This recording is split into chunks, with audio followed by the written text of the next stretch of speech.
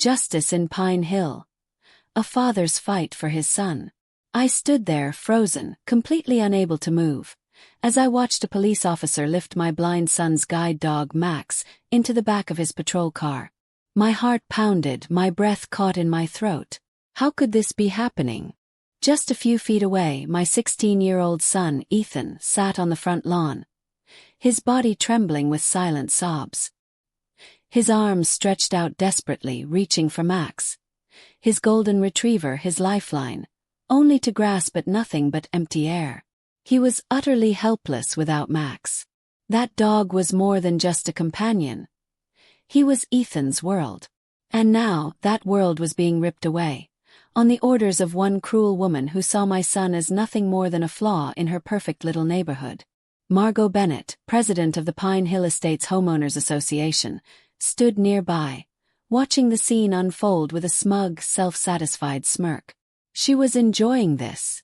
For over 2 decades, I had upheld justice, enforcing federal law as a district court judge. I had fought against injustice, against discrimination. And now, I was watching my own son's rights be trampled right in front of me, in our own front yard. This wasn't just about a dog. This was about Ethan's independence, his dignity, his right to exist without fear. What would you do if someone tried to steal your disabled child's only sense of security and thought they could get away with it? The loss that changed everything. Ethan hadn't always been blind. Just 1 year ago he was like any other teenager, until the tragic accident that changed our lives forever. A devastating car crash took my wife and left Ethan in total darkness. He lost more than just his vision that day. He lost his confidence, his sense of self, his connection to the world around him. Then came Max. Not just a pet, not just a service animal, but a lifeline. He became Ethan's guide, his courage, his reason to keep pushing forward. With Max by his side, Ethan found the strength to face each day, to navigate a world that had suddenly turned unfamiliar and terrifying. At just 16, my son was dealing with struggles that most grown adults could never imagine.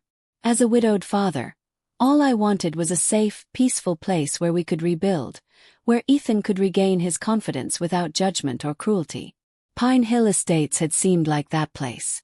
Tree-lined streets, highly rated schools, a so-called tight-knit community. When the real estate agent described it as well-managed, I thought we had found the perfect place to heal. During the buying process, I deliberately kept my profession private. I didn't want special treatment because I was Judge Lucas Carter of the federal bench. I didn't want anyone's deference. I just wanted a fresh start for my son. A neighborhood's true colors. 2 weeks after moving in, Ethan finally felt confident enough to take Max for a walk through the neighborhood. I remember standing on the front porch, watching them. Ethan's fingers rested lightly on Max's harness. His steps hesitant at first, then growing steadier, more sure. A small smile flickered across his face. In that moment, I let myself believe we had made the right choice. That this was where we would heal. I couldn't have been more wrong. 3 days later, an envelope slid under our door. No postage, no return address. Inside was a single typed letter, its language cold and formal. Violation. Unauthorized animal on premises. Fine, $750. Immediate removal required. My hands clenched around the paper, shaking, not from fear, but from the rage boiling inside me. This wasn't just about a fine. It was a targeted attack. I had seen discrimination take many forms in my courtroom, but this was personal. I immediately requested a meeting with the HOA board. I came prepared with every necessary document in hand.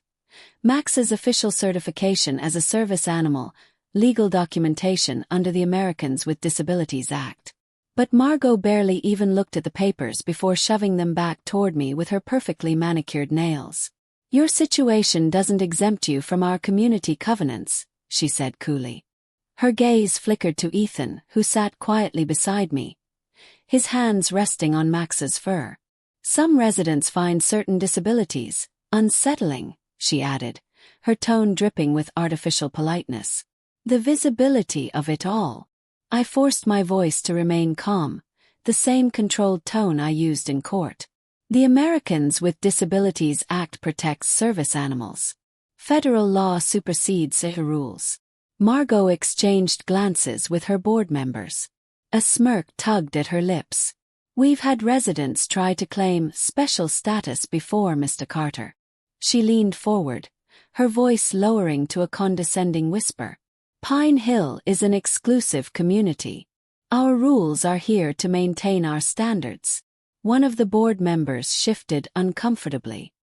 His brow furrowed as recognition dawned in his eyes. That's Judge Carter, he murmured under his breath. Margot's smile didn't falter. Your profession doesn't grant you special privileges here, Judge. This isn't your courtroom. She paused, then added, perhaps Pine Hill isn't the right fit for your situation. A battle begins. As we walked out of the meeting, Ethan turned to me. His voice barely above a whisper. Dad, why do they hate Max so much? I swallowed the lump in my throat. How could I tell him the truth? It wasn't Max they hated. It was what Max represented. To Margot, to people like her, Ethan's disability was an imperfection, a stain on her picture-perfect neighborhood. I gripped my son's shoulder. In that moment, I made a silent promise. I would not let their cruelty drive us out of our home. What followed was a relentless campaign of harassment that would have impressed even the most ruthless prosecutors I had ever encountered. Security cameras were installed, but only pointed at our house. Neighbors suddenly began documenting everything Ethan and Max did. The moment they stepped outside, smartphones appeared, recording their every move. 3 anonymous complaints were filed with animal control, each one accusing Max of aggressive behavior toward children. But every single time, inspections proved what we already knew. Max was a perfectly trained, gentle service animal. Yet each visit left Ethan more shaken, more hesitant to leave the house. The final straw. When Ethan tried to join the other teens at the community pool, Margot personally escorted him out, announcing loudly that liability concerns required parental supervision for special needs residents. Justice in Pine Hill. A father stand for his son. From the few brave neighbors who dared to speak, I knew exactly what was happening. This was harassment. This was discrimination. But I said nothing, at least not yet. I had spent years in the courtroom, and I understood the power of silence. Sometimes silence was an advantage. Then the HOA escalated. It wasn't just the fines anymore. Suddenly, they issued a list of emergency regulations.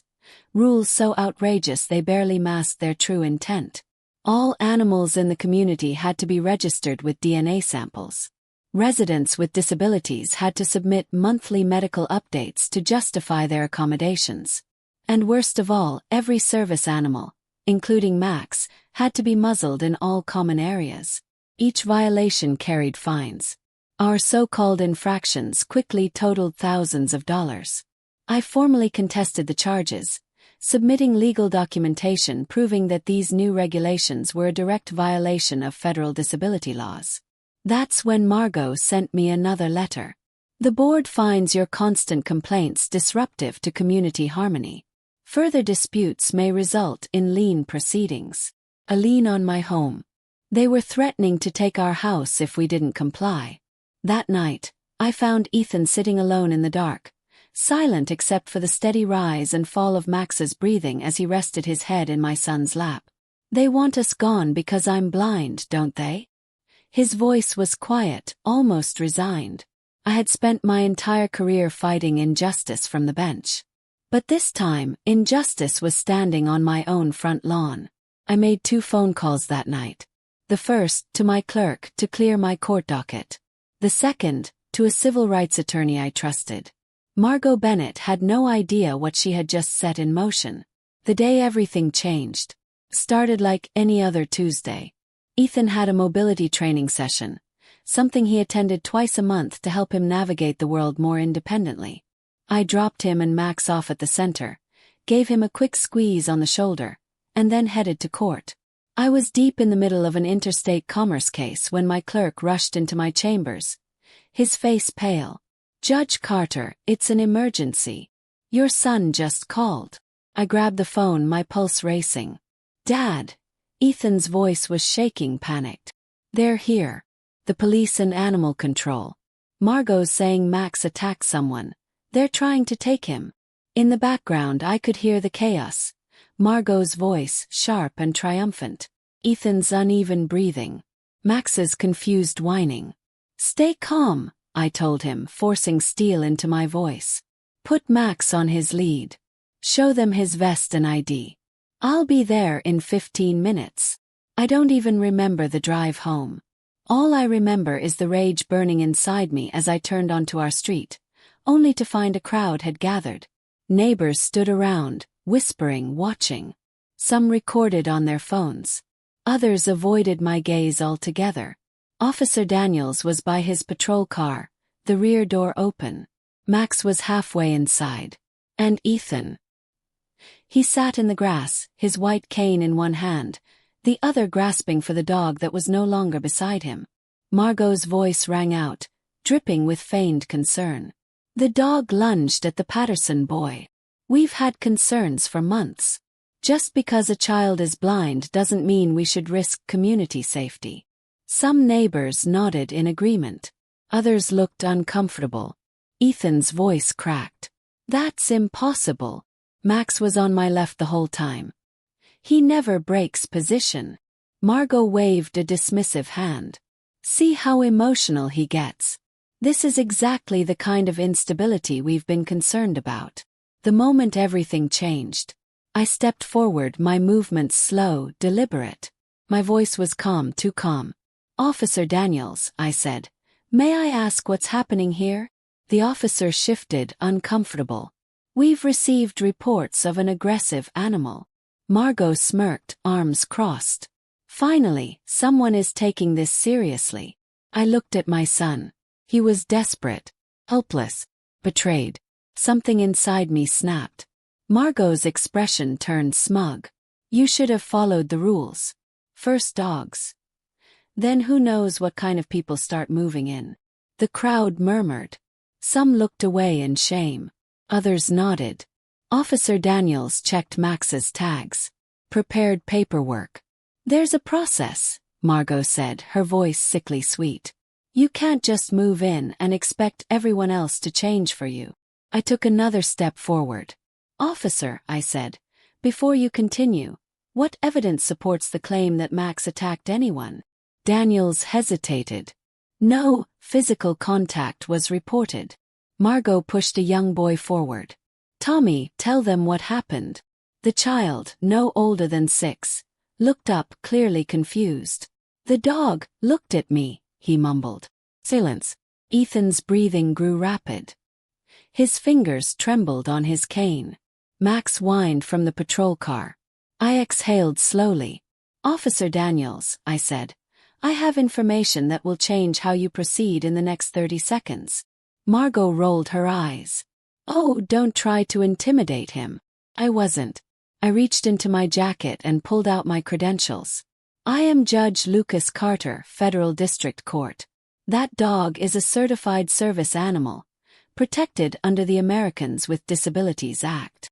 The crowd froze. Officer Daniels stiffened. Margot's face drained of color. I have been documenting every instance of harassment, I continued. Today's incident will be added to a federal civil rights investigation.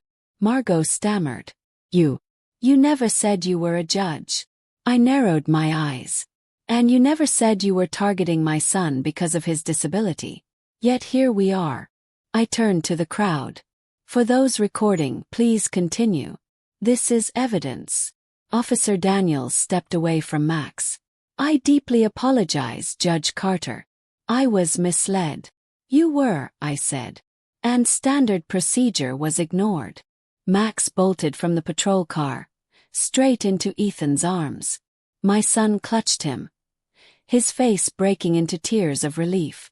I turned to Margot. You deliberately scheduled HOA meetings while I was in court. You falsified reports. You engaged in systematic discrimination. Margot spun toward the neighbors. This is absurd. More people stepped forward. More stories came out. Officer Daniels corrected his report. Margot's phone buzzed. Frantic calls from the HOA board. That night, an emergency HOA meeting was called. The clubhouse was packed. Neighbors who had ignored us now demanded change. The vote was unanimous. Margot and the entire board were removed. A new beginning,